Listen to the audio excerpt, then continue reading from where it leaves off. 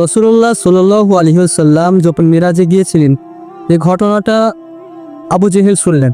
শোনার পর দৌড়াতে দৌড়াতে নবী মুহাম্মদের বাড়িতে আসলেন। আসার পর তিনি জিজ্ঞাসা করলেন, ও আবদুল্লাহর বেটা মুহাম্মদ, তুমি কি মিরাজে গিয়েছিলে? নবী মুহাম্মদ বলল, হ্যাঁ গিয়েছিলাম। তখন আবু জেহেল দৌড়াতে দৌড়াতে আবু বকরের বাড়ি গেলেন। যাওয়ার পর আবু বকরকে বলছেন, আবু বকর, তুমি যার কালেমা পড়ে মুসলমান হয়েছো, সে ব্যক্তি যেন কত মিথ্যা কথা বলছে। এক রাত্রে নাকি সে 7 আসমান ভেদ করে আল্লাহর সঙ্গে দেখা করতে মিরাজে গিয়েছিলেন।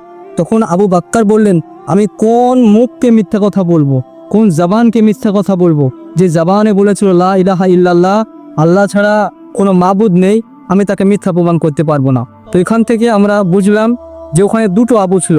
একজন আবু নবীকে যাচাই বাছাই করছিল, আর একজন আবু বিনা যাচাই নবীকে মেনে নিচ্ছিল। তো আমাদের এই জামানাতে যারা নবীকে যাচাই করে ওরা হলো আবু জেহেলপন্থী, আর যিনারা নবীকে বিনা যাচাই মেনে নেয় ওরা হলো আবু বকরপন্থী।